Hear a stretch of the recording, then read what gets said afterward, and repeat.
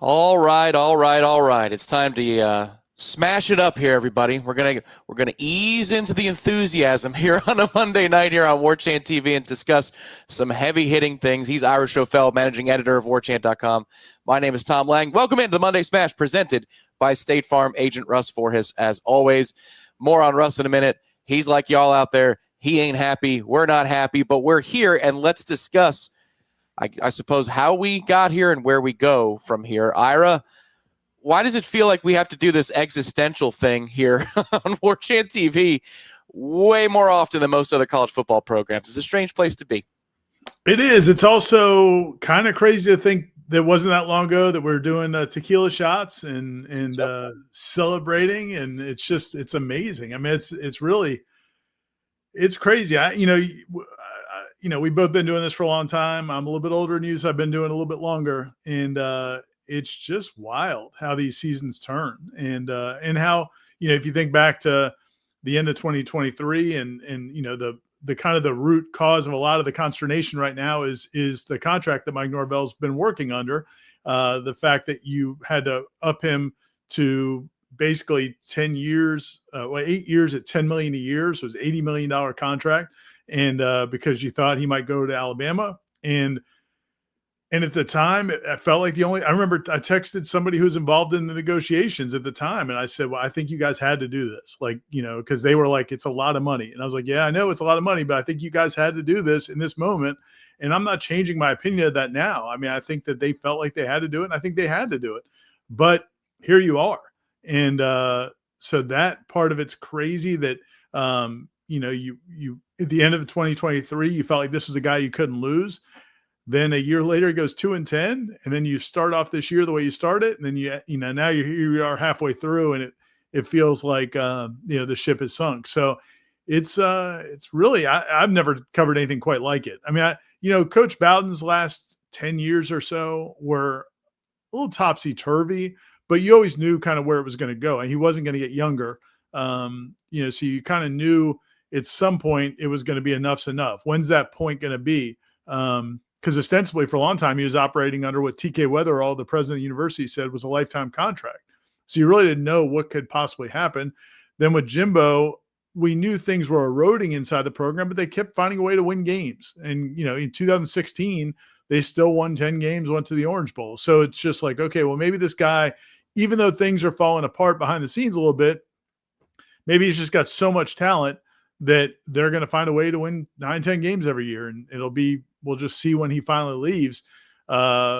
This one has just been so erratic, up and down and up and down. The whole time he's been here, really, but also particularly the last 2 years. And it's not like anything I think I've ever covered. And I don't know that there's many stories like it, really, in college football. Well, you liken the era that we're living into the microwave era, and this feels like his coaching tenure microwave dinners, because it can be very perfectly cooked on one part, but then the next bite, Ira, it's frozen in the middle. You're chipping your teeth. I mean, if Mike Norvell's tenure here was a credit report and you go to a car dealership to buy a car, 1 minute you're welcomed into the VIP lounge. Sir, would you like another glass of champagne as you sign this paperwork? And then the other, you're being escorted off the property by security. What are you trying to do walking in here? What are you trying to buy? Get the hell out of here. Cash up front. We're gonna lay away this thing. It's wild. It's hard to describe. It's unprecedented for most of the sport, if not all of the sport. And certainly in Florida State, we've never seen anything like it. The highs have been amazing, but you really only got to enjoy the high of the ACC championship game for about 10 hours, 11 hours. That was the peak of his era, and it was gone. And I ain't trying to blame the rest of what happened on what happened that next day.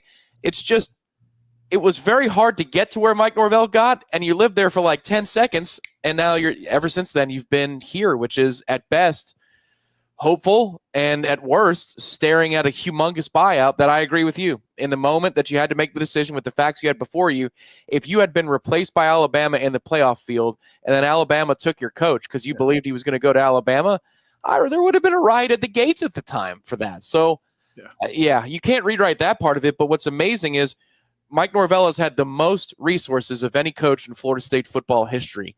And from the point he got the most resources, unequivocally in Florida State football history, there's been 5 wins registered. Like that's a toughie. Yeah, and it goes to say, or goes to show, I think that how you act as a head coach does matter. I think he's gotten some leeway. He's gotten some benefit of doubt with a lot of different people, from media to boosters to administration to fans. Because I was just this morning, I was talking to some fans that were like, I really wish it would work out. They really like him. And juxtapose that with James Franklin, who clearly is such a jerk that we've heard a lot behind the scenes over the years, that they just couldn't wait for the opportunity to get rid of him. And I think it was the same situation with Jimbo, the way he acted here, that they wouldn't let him coach that last game. And then he's fired as quickly as he fired at Texas A&M because of the way he treated people. And so I think Mike Norvell has gotten every benefit of the doubt possible. Not only does he gotten those resources, but he's gotten a lot of the benefit of the doubt.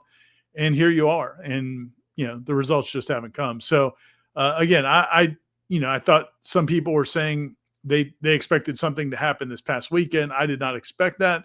I think it could happen, though. I think it could happen at any point this season. It's almost like, what's the moment that's going to force it? It's Willie's Miami game, where it's something that's just so embarrassing where you feel like, okay, now we have to make the move. Or he does the unthinkable, Tom. He runs the table. He goes 9-3, and we're all laughing about this conversation right now. But there's there's no hint or sign or indication of something like that in the offing. He's done a lot of unthinkable things here at Florida State.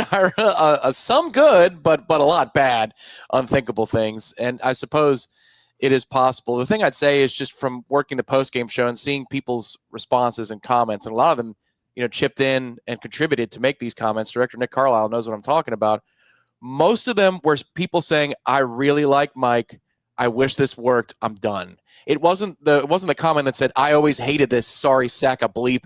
It's about damn time. It was a lot of people who were telling you, I'm typically positive. I've been giving him, each and every opportunity. I believed it was going to turn around. I'm off it. And this is the one sport, I feel like, among all the sports in North America, where fan support matters the most, because it literally funds things in a way that goes well beyond concessions and parking and season tickets. You have to fund this at so many levels. That's where it felt different on Saturday. And that's the way it felt from afar. I wasn't in the building, but I imagine the view from the press box was kind of similar from what you could see. Yeah, I mean, and I think, listen, Florida State, it's a beauty and a curse for Florida State. It's on the one hand, Florida State's never been an athletics department or school really run by a few powerful boosters. There are some schools that are, absolutely. Auburn. There's a couple others that we can name that Auburn's the most notorious one. There's a couple people that write big enough checks that they're going to determine things. You think back to LSU when Jimbo flirted with LSU the first time and the second time. There were different factions there that basically offered him the job, or had it planned, but Les Miles wasn't fired yet, and then people stepped in and said, no, we're not ready for that. And then the next year, these big money people wanted them again, but then other big money people were like, no, we don't like him, we don't want him, and we don't want to pay him that much. So there are schools like that. North Carolina just had the power play that got Bill Belichick in place. So there are those situations. Florida State's never really been that school. For the most part, it's kind of done by a few people at the university. Now they get feedback from donors. They get feedback, but it's not like you've got the one $50 million donor that's just holding. And there have been people that have done that, have tried to swing that kind of favor by promising different things, and sometimes they backed out of their promises. And so I don't know that I think it's just what a few donors say, but that is feedback that the president, the board trustees chair, and the other trustees members and the athletic director, they're hearing this feedback. Obviously they'll take phone calls from certain people. But ultimately, it's going to be a group of people that make the decision. It's not going to be necessarily, I don't believe, just mad boosters who are mad that they spend a lot of money on loge boxes. No, that makes a ton of sense. It's just in terms of the support when you add it all together, being loge boxes, founders suites, season tickets for just even the alumni side, or booster contributions. I mean, at this point, if you're doing projections, which is a big thing in the sales game, how accurate are your projections? And then can you deliver on those projections? I'd have to imagine that you are looking at, with no change and then with a change, models that you're running to say, what would the ROI be at this point? And those are those high-level conversations they have to have. And I do want to get into that because you're saying that you could see it as a possibility that if there is a moment, something happens, you play flat as hell in the game that you're going to see with your own eyes out of Palo Alto this week. Maybe that's the moment. Maybe it's something else that comes within the next 3 or 4 weeks. But I think, Ira, would we agree? I've been saying this earlier today. If they're going to make a decision, they need to do it in the coming weeks, one way or the other, and they got to announce it, because if Mike Norvell is the guy that, they say we're right behind him for 2026, even if, let's just say, they win their next 3 games, it probably would be a good thing to put that out in public, because you want to be able to close this recruiting class the week between Florida and conference championship week. Early signing day is very early in December this year. There could be no mixed message for that 2026 class and that 2027 class about who's in charge, so you can ward off negative recruiting. I think it would be important to make a statement of some kind. Yeah, I certainly think that's going to be the push that Jimmy Sexton makes on behalf of Mike Norvell, and he'll probably call Michael Alford and tell him, "Hey, you need to do this," and then Michael Alford will say, "Well, I want to see a little bit more," and we'll see how that goes. But yeah, I don't see them committing until there's real strong evidence that this thing's not going to bottom out. And it's the way the schedule plays out. It's interesting because, that Clemson game, I think, is going to be very important. You've got these next 2 games. You got Stanford, and then you got Wake Forest at home. Either of those losses, man, it could tip the scale. I mean, either of those if you lose either of those games, that could be the moment. Somebody just says, "Hey, we've had enough." But if you win both of those games, but you go get clobbered at Clemson, maybe that's the moment. But I would be surprised if anything, unless they lose these games against Stanford or Wake Forest, I think the Clemson could be an inflection point. But if you play great against Clemson, and if you win that game, or if you just play great, maybe that's the moment that you do make a statement. So yeah, it's going to be interesting to see how it all plays out.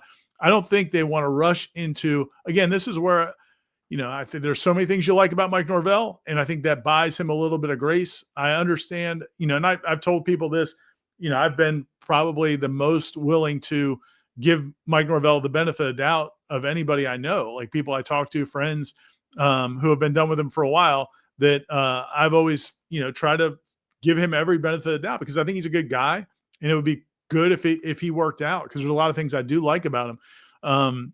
But even now, I can't defend him. I can't sit here. A week ago, I was trying to say that I'm not going to hold last year against him anymore, because it's a new year, and let's see what this year turned out to be.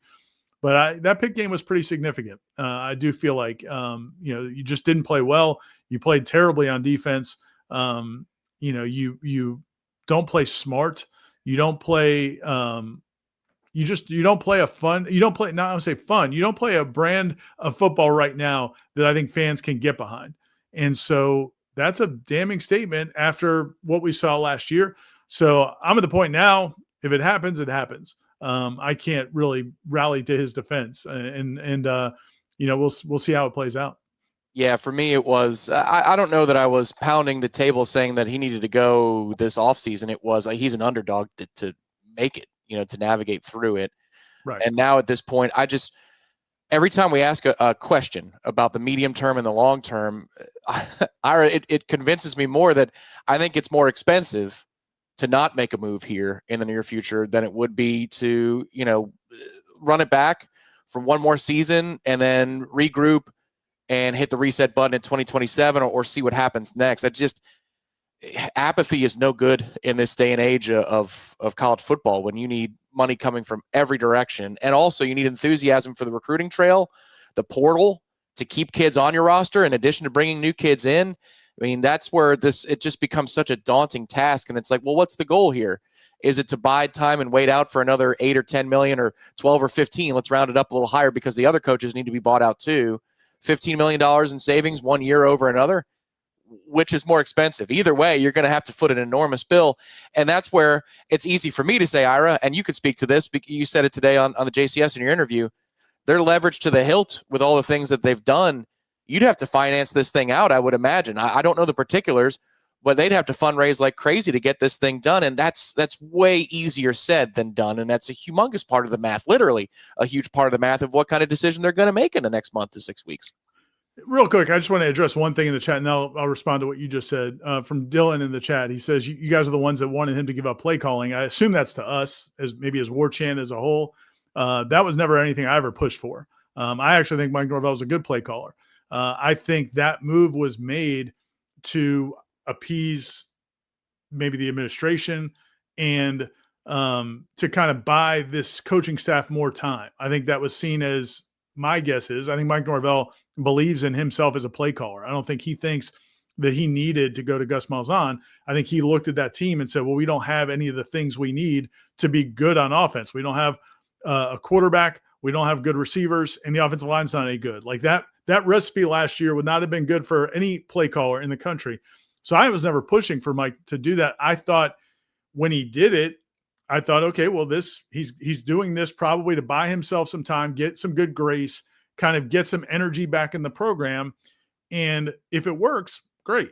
And I could see it possibly working. And I think Mike Norvell, there were some positives to him going that role, but that was not me. It may have been somebody on our channels, but it was not me. But as far as what you're saying, yeah, I mean, there's a lot of factors that go into it. Certainly, what it's going to cost to, what it would cost to not only buy him out, but then, the assistant coaches. Now, I would say this, a lot of that will probably get mitigated when they get new jobs.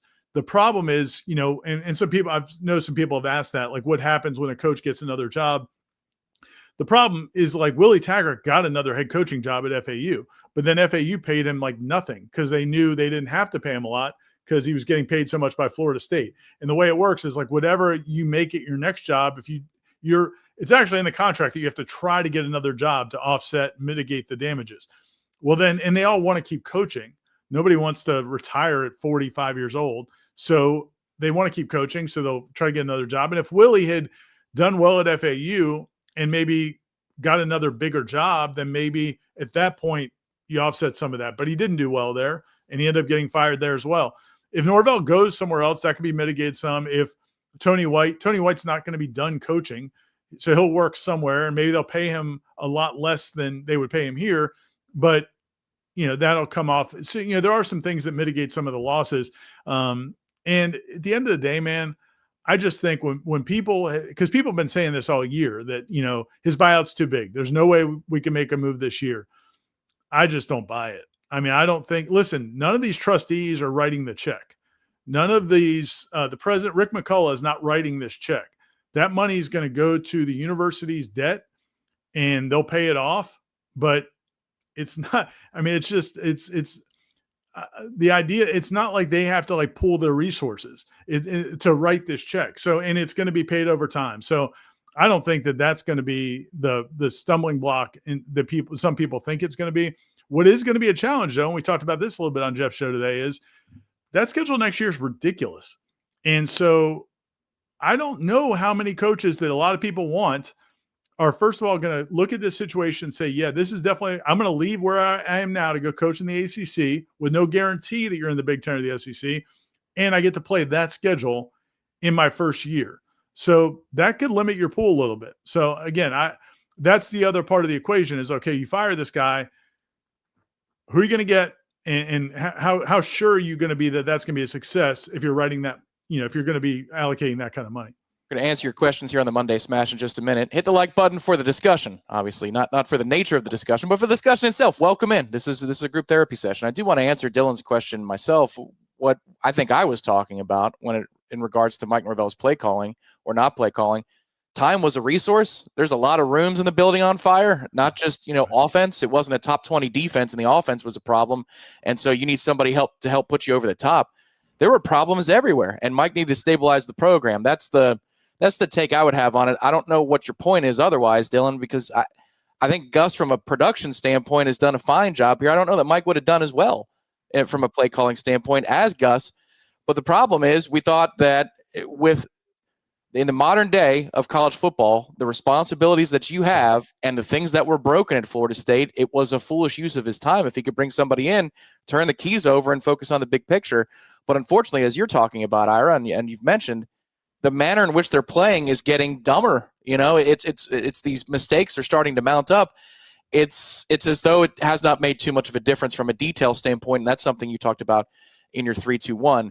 Something you can talk about with State Farm agent Russ Voris is how to improve your insurance coverage. If you live in the state of Florida, Georgia, or Alabama, Russ ain't happy just like you out there. If you want to support somebody who is as passionate as you are, and yes, maybe he does sit in some luxury areas of Doak Campbell Stadium and has some of these conversations with the folks behind the scenes, Russ Voris is your guy. Outstanding Noel, outstanding person, a great friend when it comes to all the things I've ever needed with insurance. We talked at Hotel Indigo about these things, Ira. You'd think that we were talking about the weather at 65 or 70 years old, but I'm fascinated by his business. If you want to look at what you currently have from an insurance policy standpoint and maybe improve and save some money, State Farm agent Russ Voris serves you in 3 different states. Yeah, and it's not the roller coaster that Florida State football is. Russ's his operation, man, it's steady Eddie. It's exactly what you want. He's a reliable guy. He's had that business for a long time, been servicing clients, a lot of the same clients for years after years after years. And that's what you want with insurance. That's exactly what it's about, is you want stability and security. And he and his staff do a great job with that. And the fact that they are Noles certainly doesn't hurt. And if you do reach out to them at either their offices in Jacksonville, they have 2 offices in Jacksonville, or they serve, but you can go to their website, russvorhis.com, russvorhis.com. Go to the website and get more information, do a phone consultation. They do service Florida, Georgia, and Alabama, and they'll meet all your needs. But if you do call them, please mention that you heard about them on the Smash and Warchant, that you're an FSU fan, because Russ loves helping FSU fans. And whoever you talk to on the staff, if you don't talk to Russ, they'll send that information to him, and he always appreciates it. He always texts us and lets us know when he's hearing from Noles in the office. Yeah, phenomenal customer support. I can speak to this. And we'll take our break from Russ in a little bit, but let's get to some questions and points first. Thank you, Eric, for becoming a member of the channel. We appreciate you supporting Warchant Premier. We'll see what kind of fun stuff we can dig up for this week. Adrian says, and we appreciate the contribution, Adrian, if Mike Norvell gets fired, who is the next option? Jimbo? James Franklin? And would these hires move the needle enough to justify a reboot, considering the financial implications? Ira, this is one of my favorite parts of your 3-2-1. You want to be a trailblazer in a new era of college football. You want Florida State to set a new standard for the way this thing works with the coaching carousel. If you're comfortable sharing it, I say amen. What do you think about what Florida State could and should do? Yeah, so it's funny. I was thinking about this last week, and I basically was like, at some point I'm going to write this, that if it looks like it's going to happen with Mike Norvell, and there's going to be some sort of change at some point, that I just think they need to explore the idea of not getting into the bidding war for the Lane Kiffins of the world. And I wouldn't have said that maybe 2 or 3 years ago, and I certainly wouldn't have said it 5-10 years ago. I think in that world, if you're Florida State, you want to be that school that's, in the battle, trying to get the biggest coach you can get the biggest name, because those signature coaches, in my opinion, kind of, they built your roster. Like, players wanted to go play for those coaches. I really don't think listen, man, it's funny. These coaches like, Nick Saban, Mike Krzyzewski, Roy Williams, some of these coaches who've retired because they don't like the way the game has changed. Is it that they don't like the way the game has changed because they don't like the players are getting paid, or is it because they can't just stockpile all the best players anymore? And I think there's some of that. And well, now, man, there is no stockpiling anymore. Look at college football every week. Look at the teams that are losing and winning. And it's because everybody's got a payroll now. And a lot of these schools who in the past maybe couldn't have sniffed some of the players are getting are now getting them. I'm talking to some, friends in the NIL agent world who've talked about what the money Indiana spends. I mean, we can't act like Kurt Cignetti is just this unbelievable. I mean, he's a good coach, done a great job, but they're spending on players too. Like, it has changed the whole sport. And so in that mindset, I just don't think these head coaches deserve or require these crazy contracts anymore. Again, Kirby's a great coach. I don't think it's worth maybe what you're spending for him now compared to maybe 5 years ago or 10 years ago before this era. So I think Florida State should look at, hiring a coach that's not going to command a 10 to 12 million contract in 6 to 7 years guaranteed. I just don't think it's worth it anymore. Now, maybe you're paying somebody $5 million and you're giving them 3 years guaranteed. Or, I saw one of the responses to my column, I mentioned maybe incentives. One of the responses to my column was, how about like you're guaranteed this money unless you lose more than 6 games in a year, then that year goes away, or whatever. This can be negotiated. My point is, there's a lot of good college football coaches out there. And now that they don't have to be the name brand that is solely behind the recruiting, man, I think you need to look in a new direction. So I really hope, and listen, I know Michael Alford, the way he operates, I do believe that if Mike Norvell had gone to Alabama 2 years ago, I think he was going to make a strong push for Lane Kiffin. And I've got nothing against Lane Kiffin. The guy's been really successful. I just don't think with all the money you're allocating in all these different areas and the way the sport is changing that you need to spend that kind of money. I don't necessarily think that's what's going to happen. I think they're probably going to do what they're going to do and what everybody traditionally does. But I do think there needs to be a reset in these coaching salaries. And why not Florida State be the one to give it a shot?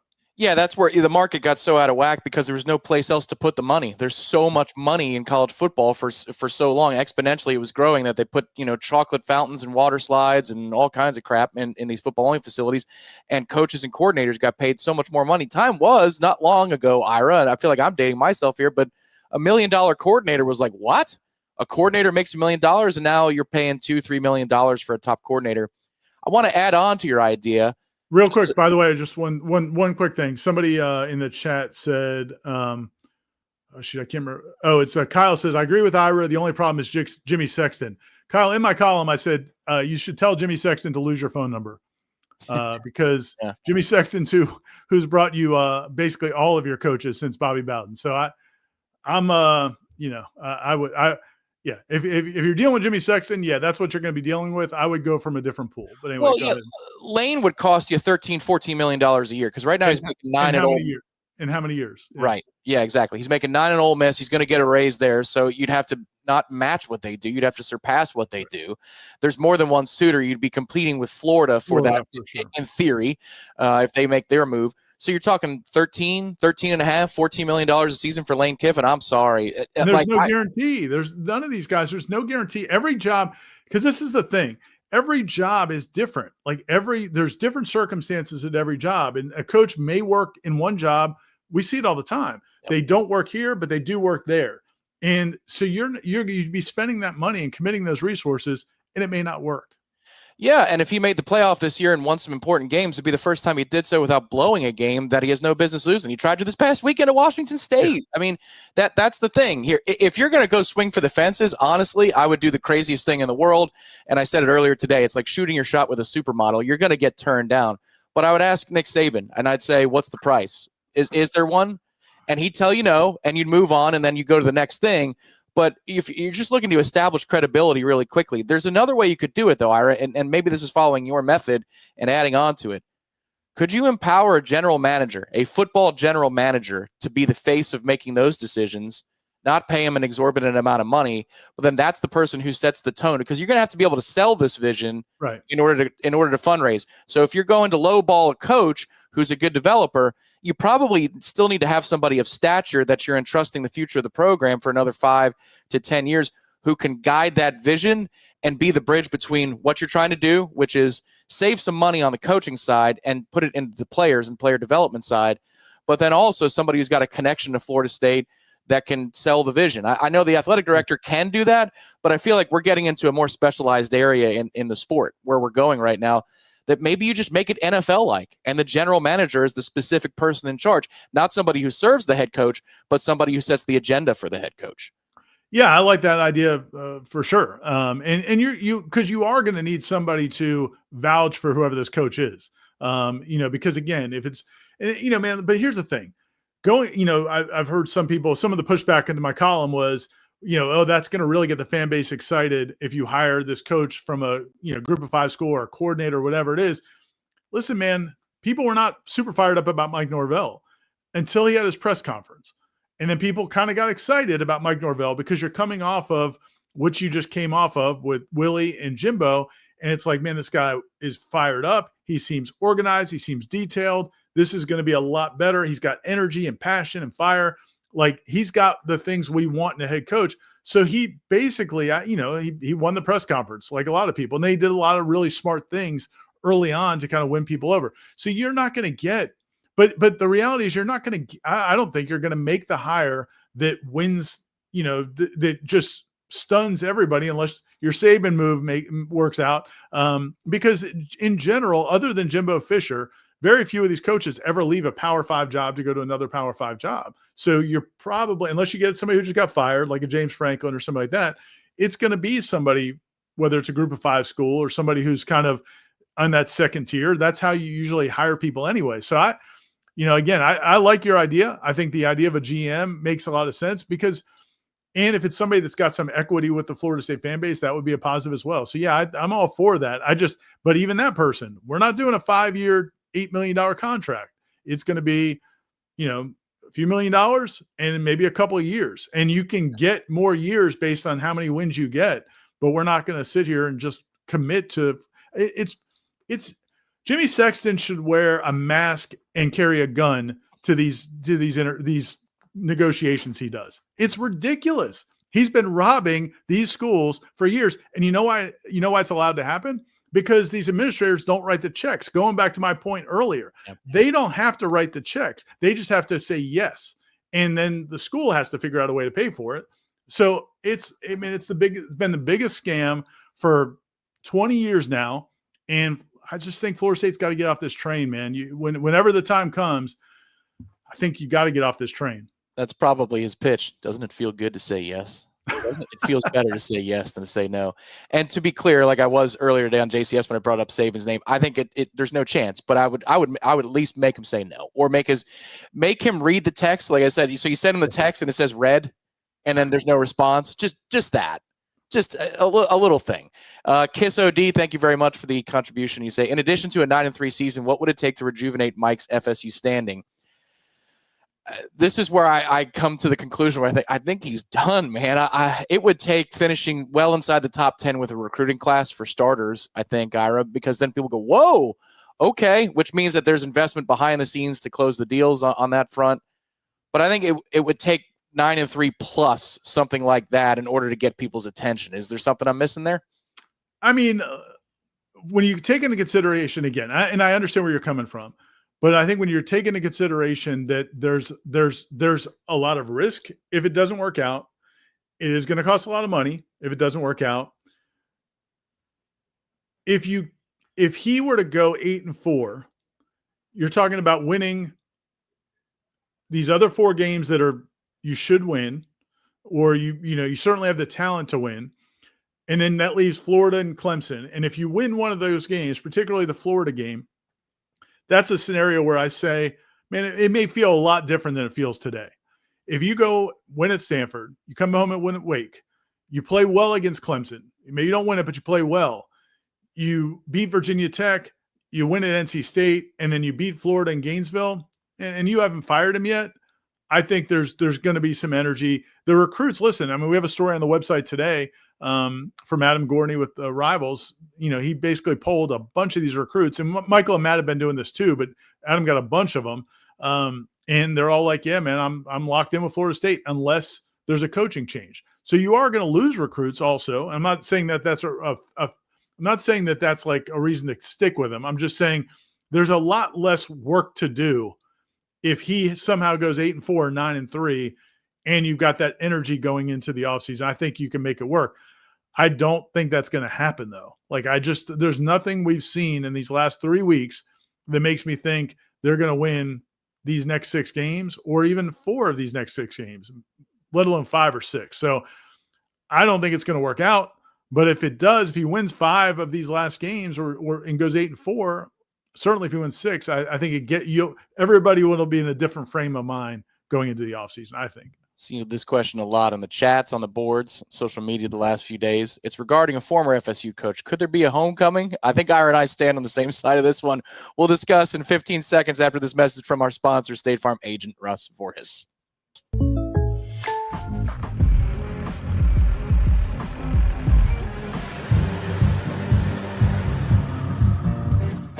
Contact Russ Voorhis for an auto quote today. I don't think we're any closer to a resolution here, but it feels better talking about it, doesn't it, everybody? I feel a little bit better just getting the wisdom of Irish Rofel here on the Monday Smash. State Farm agent Russ Forrest is our sponsor, and Tony's asking, thank you, Tony, for the contribution, could we get a hometown deal on Jimbo? He's already getting paid. I give the floor to you, Ira. Go ahead. So I threw this out about a month ago. It might have been, I can't remember when it was. It must have been during the summer. It must have been during the summer because it wouldn't have been in the first week, 3 or 4 weeks of the season. But yeah, somebody asked us something along the lines of during the summer. This is even before Jimbo started his goodwill tour to kind of get in everybody's good graces. And I was like, well, if things don't go well this year, and if Jimbo wants to help pay off Norvell's buyout, like maybe that's a way to make it happen. But yeah, here's my thing with Jimbo, and I've talked to Jimbo in the last 6 weeks or so. I ran into him one day and had a great conversation with him. And I have no problems with Jimbo. I didn't like the way he left. I didn't like the things he said about me and others in the media as he was leaving, and saying we were lying about him leaving when he ended up leaving. So I don't love any of that. But I don't have a problem with him. I think he could be a great coach, could have been a great coach. But I just don't think in this world, like, I don't know what he brings to the table that makes you feel confident. And I understand that 2013 was unbelievable, and I watched it and it was great. And the 27 straight wins or 29 straight wins, whatever it was incredible. And I love watching those teams play. And I had fun trolling the other fan bases when in 2014, when they would get behind and just blow teams off the field in the second half. That was all great. I've got no problems with any of that. I'm just like, man, those last 2 or 3 years were terrible. His coaching hires were awful, and he wouldn't get rid of them. And it was so bad that he kept these coaches on staff those last 2 or 3 years that everybody wanted him to fire. He had a conversation with the president of the university, John Thrasher, may he rest in peace, where John Thrasher, and he talked about what changes do you want to make to your coaching staff? And Jimbo was like, I need to fire these guys, and I can hire this person, this person, this person. But then it was all like pie in the sky. This person's going to cost $2 million. This person's going to cost whatever. And so there were some discussions about that. But when Jimbo left, these coaches that he did not want to fire for a couple of years and never would do it, he leaves to go to Texas A&M and he takes a couple of them with him, but most of them he doesn't. And he just kind of leaves. It's like, well, these guys were that great that you wanted to keep them on your staff, but you're not going to take any of them to A&M. The recruiting those last few years was poor. Then he goes to A&M and recruits his butt off, and it's awesome, but then they don't win any football games. So I'm lost as to, and listen, Corey and Aslan had this conversation on Wake Up, and Corey was saying, well, if you just let Jimbo be the talent evaluator and accumulate the talent, he'd be all for it. It's like, bro, that was a long time ago, and that was in a different world. Jimbo was great at recruiting in that world. That's not the world we live in anymore. So now that's part of it, but it's not everything anymore. Everybody gets to pay players now. So I don't see what the selling point is other than the fact you had a great time and you'd love to go back to that time. I just don't think that that's possible. Yeah, I think if you want to give him an ancillary role within the program to help make the program better, I can hear that conversation. But he's rewriting history a little bit in this last couple of months, and I take. Sorry to interrupt you, but you hit on a great point. Like the conversation he had with Dalvin, where he's on, the ACC game day set, and they're talking about how great those teams were and how much they loved each other and how much they rallied around each other. And it's like, man, those were the promissory note teams. Anyway, sorry. No, there's a lot of revisionist history. A ton of it. The gospel according to Jimbo, and some of it's true. And like, look, he should always be honored for the achievements. Yeah. I'm not saying that like you blackball him from the program. I'm not advocating for that. I'm just saying it's a privilege to be the head coach of Florida State, and he forgot that long before he left for Texas A&M or was forced out, or however you want to term it, literally speaking. But we all know what the drill was there. He quit on Florida State. You don't ever get that job back if you quit on Florida State. This is where the fan in me comes out and gets really angry, like really angry. You don't ever get that opportunity again. And I think that's partially why he was crying on the set of the ACC huddle. He knew he screwed up. I 100%. When he said on his interview with Freddie Stevenson, which was a good interview, but he said, I never wanted to leave. Dude, I think that's you projecting what you wish you had felt at the time. He tried to leave 3 straight years. And he would have left if LSU could make it happen. They just couldn't make it happen. maybe we could change the topic. That's where I get really, no. This is where I don't get as emotional as you, because I didn't grow up the fan that you are. Like, I don't have quite the same love for Florida State. I love the program, the people that work in the program.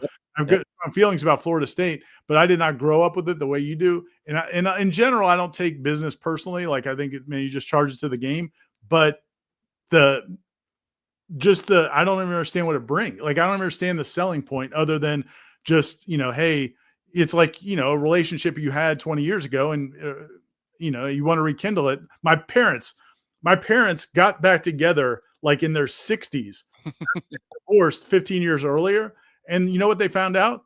They still hated each other. 3 weeks. My mom moved back in with my dad. They argued the entire time, and she left again. So, I mean, it's just, but you can convince yourself that it was better than it was.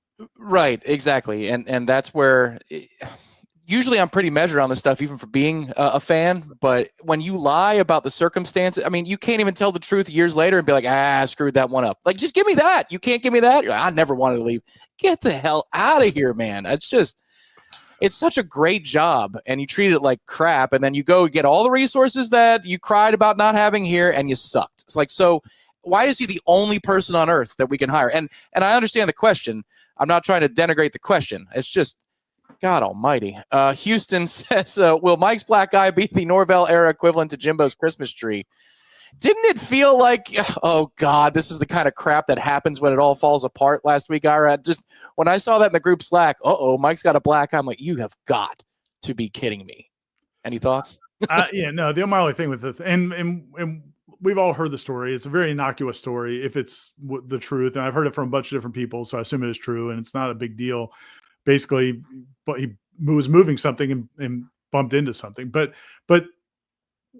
this is where I look at FSU, and it's like, man, you guys the only thing I can assume, and I wasn't in the room that day when he came in, but a lot of the reporters in the room did notice it. I think it kind of was evolving like as over time, and it got darker. And it shows up on the video much stronger because it's zoomed in. But like, we're in that room, like Corey didn't notice it. And Corey was in that room. There's another reporter that was on the other side that didn't notice it either, that I was talking to. So I just don't think they thought it was going to be an issue until it was an issue. But it would have been very easy for them when they walked in the room to say, yeah, guys, this is what happened. And then it could be kind of diffused earlier on. But instead, they let it fester, and now it's become a thing. Honestly, kind of like the Christmas tree, because the Christmas tree wasn't that really wasn't. It's not what it was made out to be, right, but I'm going to still make fun of it just like everybody else. It's one of the great moments in program history. Like, I'm thankful, and I'm mad about Jimbo before about the other stuff. Like, I could be bipolar like him on this topic. He deserves to be honored for all these great things. And one of the great things he brought to the university was the Christmas tree that he had chucked because the lights broke, whatever it was, a couple of weeks prior. Yeah. And every single year that I take my Christmas tree to the curb, I take a picture of it and text friends that, it's my homage to Jimbo. That's every single year. That you're going to work for TexasAgs.com, like resources.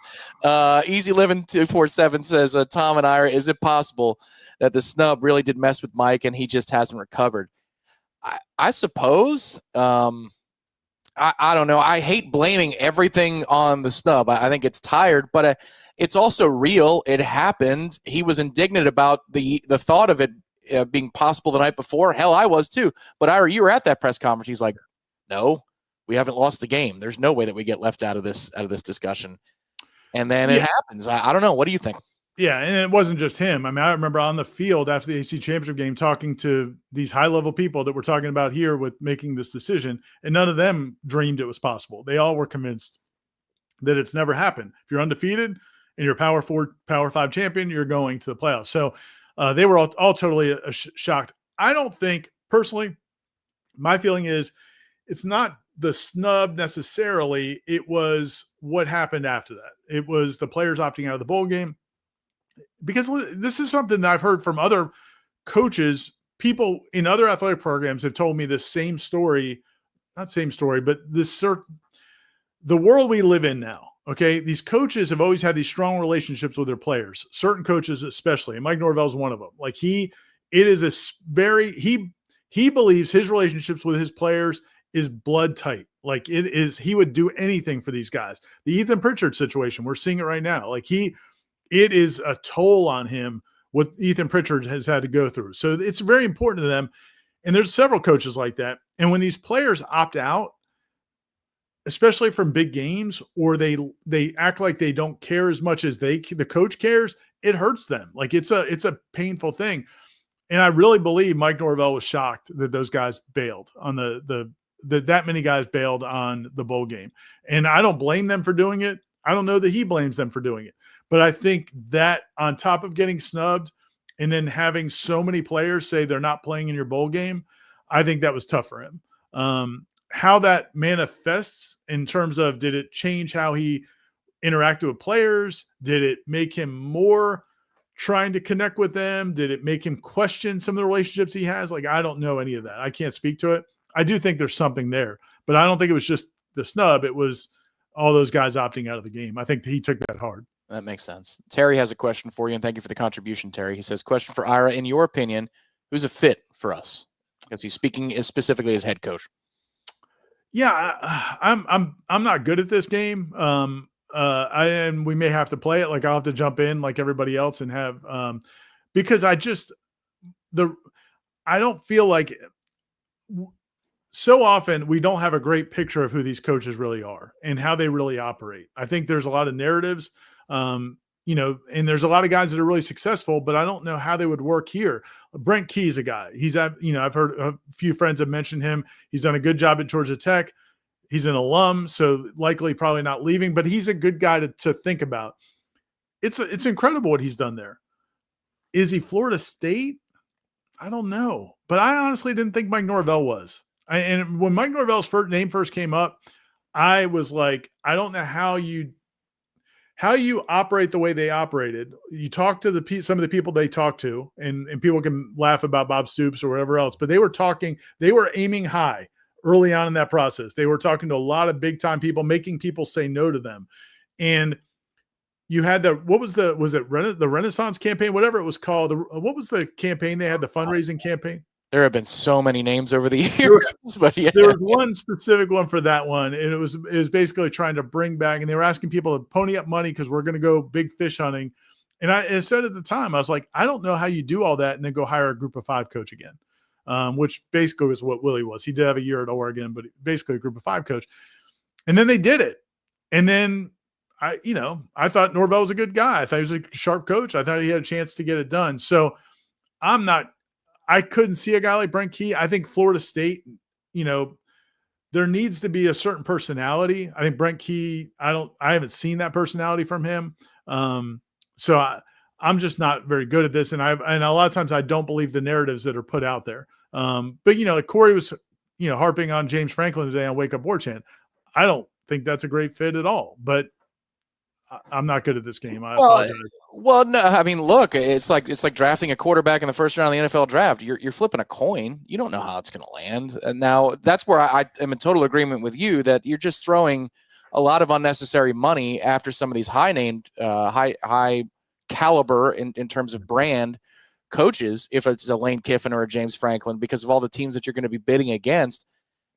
The extra $4 million a year that you had to spend to go get that guy, is that going to make more of a difference because you have him, or could it have made a better difference and a larger difference if you dump that into something you could do with the players, development, assistant coaches, maybe redirect the funds so that your NIL game outside of your rev share is more robust? Like, where is the money best spent? Florida State's got to ask those questions. And I do really quickly want to footnote, you nailed it. It was the Renaissance campaign in 2019. Okay. So well done on the memory. Appreciate that. That's where we agree. And there have been so many sure things as coaches over the year. I remember, look, I know you weren't, and you were right. Tom Herman was everybody's guy. Yes. Tom Herman was the guy. And then he goes to Texas, and it starts out okay. He wins the Sugar Bowl. He beats Georgia, talks about player-led programs, and everybody's like, look at this, right on schedule. And then splat. And where the hell has Tom Herman been? So there is he just got fired by FAU a year ago. Yeah. There's no perfect answer. There really isn't one. And the thing, I guess what my thought is, if I was And so if I spent some time, I probably could pick the right name. I think the guy at Tulane's impressive. I think he's real impressive. I think the guy at Wake Forest now would have been a good possibility but he just took the Wake Forest job. I think he's impressive. I feel like in terms of if we're just starting with a blank slate, coming off of 6 years of Mike Norvell, if it ends up happening this year, if it doesn't turn around and they end up having to go in a different direction, I like the idea of a little bit more no nonsense kind of guy. I just think that that's what you do when you're hiring. You kind of go away from what you just had. And that's why part of the reason they hired Willie, I believe, was you just had Jimbo, who was kind of a horse's ass to a lot of people in the athletic department and was not easy to work with. I'm not saying work with the other people he had to work with. And he didn't want to be here anymore. And then you've got a guy in Willie Taggart who is telling you this is his dream job. He wants nothing more than to be there. And he's a nice guy and likable. All those things, I think, kind of helped push him over the edge to make them really want him. Then that doesn't work out, and he's disorganized, and there's a lot of problems behind the scenes. So Mike Norvell is Mr. Organization. So they want to go in the other direction. And I think if I'm looking at this team right now, if I'm pointing to things I don't like about this team, the way they play, I don't feel like they play out of, I'm not going to say fear of the head coach, but it feels like guys are allowed to do things and there's not repercussions. This is one of the things Bryant McFadden ranted about over the weekend, and he's ranted about through the years. And he likes Mike Norvell, but I've heard BMAC say this a lot, and I think it's accurate, is, and people blamed Adam Fuller for it, but now you've got a new defensive coordinator. It's the same thing. It's when you make big mistakes and you do really silly things or dumb things in a moment, you can come off the field. Like there should be some fear and expectation. Antonio Cromartie just tweeted about today about the standard and about how he knew there were things he couldn't get away with when he got to Florida State. If I've got a criticism right now, is it feels like, and part of it's because he's been here 6 years, but there's a feeling that there's not repercussions. And I'm sure they do things, man. I'm sure they run wind sprints, and we were practice for a long time, and we knew they worked hard at practice. But sometimes you have to have that level of fear/respect for the head coach. I would like to see somebody who brings that. I don't want to see a player's coach. I don't want to see somebody coming in who's loosey-goosey. I think they need somebody who's going to be a little bit of a hardliner. But it's hard for me to say exactly who that is. To advance the discussion from there, I want to bring up a moment, Ira, that you hurt me a few weeks ago. You hurt my soul when I said I like this team, and you brought up what was going on the field in Charlottesville before the game against Virginia. That was where you said you brought it up the first time because you didn't talk about it on the wrap, and about Florida State just getting in Virginia's face for no good reason, no earthly reason, and it wasn't necessarily senior captains that were doing that, but it's just it's a bad look, and it sounds like there was a little bit more of that this weekend against Pitt. I'm like, this was your chance to reset, so all that crap is knocked off in this from 24 to 25. Like, there was a chance to set the tone to where some of those details are followed. And to echo what you're saying, I don't know that I'm looking for the exact same thing, but I feel like this game is becoming more and more and more professionalized. Right. I know most coaches don't want to deal with the recruiting thing, but I'd love to have some NFL presence in the future organization. I know I'm already kind of pushing for that with the general manager idea, but this game is getting so much more professionalized. We don't have collective bargaining yet. You're going to have to still be very good in recruiting. But if you could find me somebody who's a straight pro to be the head coach, and then, this is the important part, empowers the right coordinators and the right assistants to go hit the trail like crazy, and the guy's got a little charisma. I mean, like, this is a very difficult thing to check all those boxes, but I do feel like there has to be a little bit more of a professional mentality. This game's got more parity. It's got more money for players. It's got more player movement. You really have to have, I think, a model that resembles Sundays more than ever. It used to be very different. It used to be all shucks, arm around the shoulder. It's not that way anymore. Yeah, man, I think you make a great point. I think that's something that certainly should be considered because and the reality is the players, when we talk about recruiting, like, what are recruits looking for? They want, in this world today, they want to go to a place where, they want to win, but they want to go to a place where they're going to be developed and prepared for the NFL. Like, that's the number one goal. And in an NIL/revenue sharing world, they want to be able to make money while they're here doing it. So those two things, the revenue share is going to be there. Florida State's going to pay top dollar, whatever they can pay. The NIL will be there. It may not be as big as Michigan or Texas Tech or SMU maybe, or some of those schools, the oil money or whoever, but it's going to be very good. So you're going to have those pieces in place. The question is, do you have a coach that players will believe, if I go there, that guy's going to get me ready for the NFL? Well, that's a great selling point right there, man. If you get a guy, and look at look at what Luke Laux is doing right now with these basketball recruits. Every single recruit that comes, that's what they talk about, is that guy and one or two of his assistants have coached in the NFL and the NBA. Like Luke's coached in the NBA for several years. He's got a couple other guys on his staff that have spent a lot of time in the NBA. That's appealing to them. And so even if you haven't ever won a national championship, if you've got that information, it's helpful. And yeah, man, I think that certainly could be something that would be attractive to recruits. Yeah, it's just the whole thing is those hires at the assistant level have to be down with the current game on the trail. Like that's, it can't be this, like I see people talking about Gruden in the chat. I'm like, well, let's say that Gruden, for example, brought in, he wanted Bruce Allen to be his general manager and he wanted all those pro assistants. No, that at the assistant level, that's where the hunger and the youth and the passion for recruiting has to be a part of the equation. It's the interview is going to matter. Like people are asking, well, what do you think about this guy? What about Belichick? You know, he was an NFL guy. This is where you have to hope that the people that are interviewing Ira are asking the right questions, right? Because as you're saying, you never know the full picture of a vision of what a coach has in mind for a program. Those questions are so important. In the last few minutes that we have here, Brett asks, we have a few more questions. So what happens if we go 7-5, losing to Clemson and UF? I love this term. It's curtains, right? I mean, it's curtains for Mike Norvell at 7-5 with losses to Clemson and a UF. Yeah. It's a tough sell. I mean, I really think that's why the Pitt game was so big. I really felt like the Pitt game, if you win that one and you win the other winnable games, very winnable games, but you lose to Clemson UF, I thought at 8-4, I think, you could have moved on. But I think it's tough. And it's funny because we talked about this before the season. Like everybody would ask, is it 8-4? Is it 7-5? Is it 9-3? Like what's he have to do? And I always said that 8-4, I thought for sure he was good. 7-5 was dicey. It depended on what it looked like.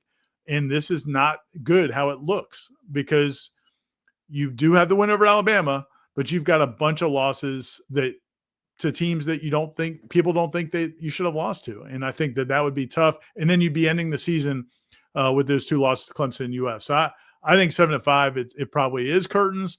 But there might be some people in the administration that push to keep him because they don't want to pay the buyout.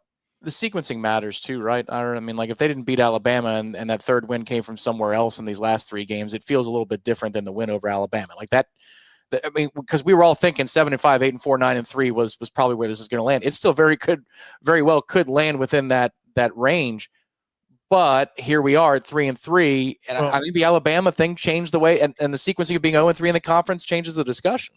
Coach Henshaw in the Henshaw's House piece that people can go read at warchant.com. George Henshaw, longtime NFL and college coach, played for Bobby Bowden at West Virginia, coached with them, coached in the NFL for a couple decades. He made the point that the problem with the Alabama game is you let people see that you could play like that. And then when you don't play like that, it's more aggravating because you're like, well, wait a minute, I've seen what you can do. It's like one thing, it's like, if your kid does, can't do something, but then you see him do it, like, well, I've seen you do it. I know you can do it. It's in there. Go do it. Well, it's the same thing. And so that Alabama game has become a little bit of an albatross because when you don't play anything like that anymore, it feels like you're making the choice to not play, or you've gotten so overconfident or whatever it is that you're not playing to that level. And it becomes even more irritating. Justin says in the chat to take a break from the coaching staff. What would you guys do to try and improve the defense for the rest of the year? Anything that you mull over in the press box on a Saturday, sir? I mean, I just, I go back to what we talked about on Jeff's show today, is that, it's strange to me. And we don't know much about Tony White. I mean, this is the first time we've watched him go from game to game to game, but it very much feels like there's an emphasis of the week. And then there's not like the supporting efforts to counter that, whatever the counter is by the other team. And my point, is just, you look at that Virginia game where they couldn't stop the run, and then you go the next week and it's all hell bent on stopping the run against Miami, but then you give up these plays in the passing game and these big plays in the screen game, and there's no adjustment to that. That's how you lose that game. And then a week later, it looked like they were deathly afraid to give up big plays. And that umbrella defense they were playing, where they've got, the safeties dropping so far back, and the linebackers were closer to the safeties than they were to the line of scrimmage. So you just have this huge vacant area, and then they're not reacting. It felt like there was a mindset of, let's keep everything in front of us. Let's not give up the big play. Well, yeah, okay. But you give up, just 8-play, 75-yard drives. And so that's been frustrating to me, because I think Tony White's a sharp guy. I just don't think he's figured out how to push the right buttons with these guys, and they're just not smart enough. I think maybe he's counting on some guys to be smarter than they are in terms of football IQ, and it's not showing up. I don't know. I don't have a great answer for it, but my guess is this week they're not going to they're going to bring more pressure, and they're going to get after the quarterback more, and we'll see how Stanford responds to that. Yeah, that would be my sophomoric solution, which would be just blitz like crazy, because it does one of two things. It ends the drive early one way or the other. And Gus wants more possessions. One of the worst indicators early in that game was you had one possession in the first quarter. Gus doesn't want to play like that. You might as well try and win games 45-42 at this point and try to generate some turnovers along the way. Is that going to lose you a game along this stretch? Absolutely. But it's better than what you're just describing, which is just these death by paper cuts. And now Gus isn't in a rhythm to do what he does the way that he likes to do it. Well, Scott, and then it's compounded in that game where Tommy gets hurt and can't really run. And so, I think you mentioned on the show, there's that 3rd and 5 where they just hand off, and it's like, what? So, but it's like, but if Tommy can't keep, then what are we doing here? Yes. And I don't know if it's a called read or not. That's one thing that you can't know. If it's a read and he doesn't keep it there, then he doesn't need to be on the field, Ira, because that is infinitely worse than the interception against Miami, where he just throws it up on first down. He could, even with his bum leg, because clearly he re-aggravated it, whatever it is with his leg, he could have moonwalked into the end zone. I'm like, oh my God. Because you look at that play initially and you say, Gus, did you just give up on the possession, 3rd and 5? If it's a read, buddy, it was there. Scott says, like many, I'd like for it to work out with Mike, but just curious, Ira, how does this buyout work? How much is due immediately, and how many years for the remaining balance? So this is what you're speaking about in terms of liquidity, cash up front, that kind of a thing, right? Yeah, I would have to go back, and I have the contract. I'll look at it tonight. I'm sorry, Scott, I should have looked it up earlier, given the nature of what's going on. I thought about it yesterday, but then when I realized it wasn't going to happen immediately, that I didn't go look at it. But in general, the way they work is you have a certain amount maybe that's due up front, and then the rest of it gets paid off, because they have to. Part of it is that the reason it's in payments is because if they're supposed to go get a job, theoretically they're going to go get another job, and then that's a part of the contract is they're required to go try to mitigate. It's kind of like workman's comp or something, or what do you call it when you get laid off? That's not workman's comp. Unemployment insurance. Unemployment. Yeah. Yep. When you get unemployment, you have to go apply for jobs. Like, you can't just collect unemployment and say, I'm just going to sit on my couch all day. Ostensibly, you have to go apply for jobs, and turn in paperwork shows that you're trying to get a job. Similar to that, on a much bigger scale, when you get these buyouts, you have to try to mitigate it and get another job. When you get another job, then they'll pay you, and then that comes off the amount. So, again, that's why. But Willie's, when he got the FAU job, a lot of people thought that might have a big impact, but then FAU really just paid him a low salary, so it didn't take a lot off it. But it'll be paid out over time. And yeah, man, it's going to hurt to some degree, but there's not one person who's going to be just writing that check. It'll be paid by the university through the funds that they, set aside. Part of the funds, that they're getting now from the ACC with the new contracts and all that, with the new TV money that's coming in. And then if you go into the Big Ten or the SEC and you're making more money there, that money could be applied to it too. So it'll be paid out over time. I mean, Willie's was, I can't remember how many years it was. It was at least 5 years. It feels like it ended like 10 minutes ago. Yeah. Is it finally over? For Florida State, I think this is a wait and see weekend. I want to note that we do not have a post-game show on Saturday. We have a watch-along on Saturday because of the nature of the 10:30 kick. So on Saturday, I know it's many days ahead from now, but I'm going to note that on all of our programs this week, that if you want to join us, watch the game together, commiserate, maybe pour a few cold ones. Saturday, it'll be at 10:30. Ira's going to be on the West Coast for that game. What do you think you're hopping on an airplane to go see this week, sir? I'll leave that as a closing thought. And then after that, anything you wish to promote for your one more thing? Well, I think we're going to go to Yosemite. I think I'm going to go see that. Nice. I think I'm going to might go see Napa. I think I'm going to go see a lot of sites around San Francisco. I've never been to San Francisco before.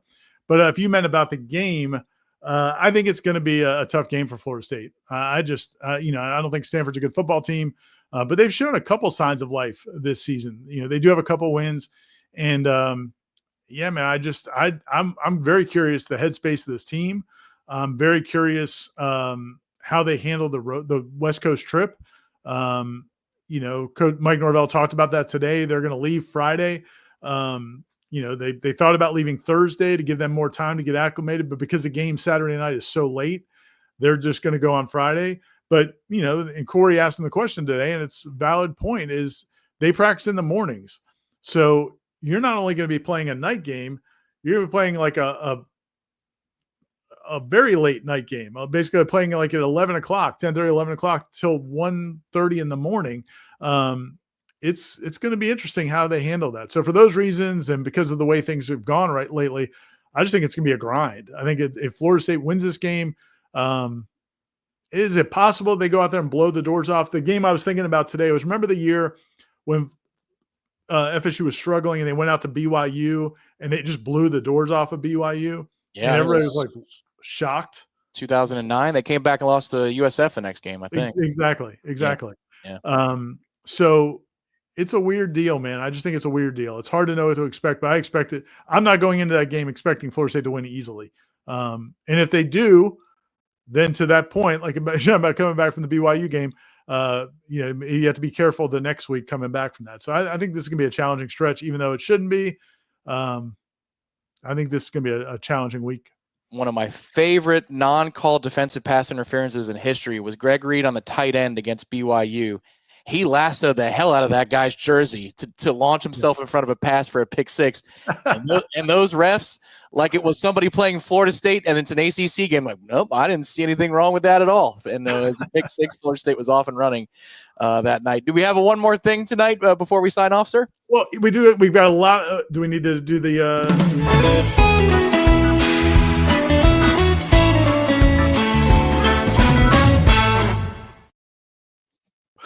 Beautiful. I've gotten some compliments on that, so I appreciate it. A lot of content on the website. Like I said, Coach Henshaw's piece is up right now. We've got some recruiting stories coming from Michael and Matt. We also have a story on FSU football from Corey talking about Mike Norvell and kind of where he's at right now from his press conference today. And, if you haven't watched the press conference, kind of looking at, just kind of how Mike Norvell's handling all this. He was pretty upfront about he's aware of the situation. He knows that everybody's pissed off. But he's also, repeating some of the same things he said before about how nobody's more upset than he is. But, I think it's interesting where he is in his headspace right now. I think he handled it as well as he could. He could go all rah-rah right now and try to get people to buy in. But I don't think the only thing that's going to get people to buy in right now, and I think he knows it, is to play better and win football games. And we'll see if they're capable of doing that. Do you like to look out of the window when you're on a plane? Are you a window guy, aisle guy? I like the aisle because I like the little extra leg room if possible. I'm fine with the window, and I like to occasionally take pictures of the cool clouds. Yep. Like if you get cool clouds, the blanket of clouds, I like that. But I'm not bothered by it, but I'm not fascinated by it either. This is one, the flight to San Francisco, you're going over the mountain ranges and national parks and so forth. And then the flight into the airport, I highly recommend looking out the window for that. It's cool. Really? It's pretty cool. Yeah. Now there are definitely some that are awesome. Yeah. Like flying into Reagan National is phenomenal. Yeah. There's some cool ones that I love the descent or taking off. But once we're up there, I'm just whatever. Yeah. And it's a long flight. I don't know one layover. Are you going? We're stopping in Atlanta. Okay. Atlanta on the way there, Detroit on the way back. Oh my. Okay. Well, prayers for your flights on Sunday. That's going to be a long day for you. Not coming back on Sunday, buddy. We're staying out there for a little bit. Oh, you are? Kim's coming with me. It's the bye week. That's really cool. Very cool. Yeah, it worked out perfect. Kim's coming with me. We're gonna do the sightseeing, man. We're going Thursday, coming back. We'll get back here Wednesday. Doing the red eye, coming back Tuesday night. So yeah, man, we're gonna have a good time. Hopefully the game is worth watching, but I'm feeling we're gonna have a pretty good time no matter what. Well, that's phenomenal. I didn't realize you're literally saying you're going to Napa, and so you meant it. You meant every word of that. It's very cool. I do Alcatraz. We're gonna have a good time. Oh, awesome. Well, have the best time. And thank you to everybody for joining us here tonight on the Monday Smash, presented by State Farm agent Russ Vorris. If you contributed to the program, we thank you, whether that was monetarily or just with a question. We appreciate you advancing the discussion in what is yet another difficult time. I see you gearing up. Hog Watcher with the little jab. He said, Ira likes the descent, not the climb. I didn't say that, Hog Watcher. You said that. Don't put words in Ira's mouth. He's got plenty of words to say, and you can find them on warchant.com right now. Sign up for just $1 for your first week. It's going to be a weird couple of months, fun couple of months to track here at Warchant of what's coming up for Florida State football. We're all watching this together. We'll keep you apprised on warchant.com and Warchant TV throughout the week. Thank you to Director Nick Carlisle behind the scenes. Once again, our sponsor, State Farm agent Russ Vorris. For Ira, I'm Tom. We will talk to you next time right here on Warchant TV. Good night, everybody.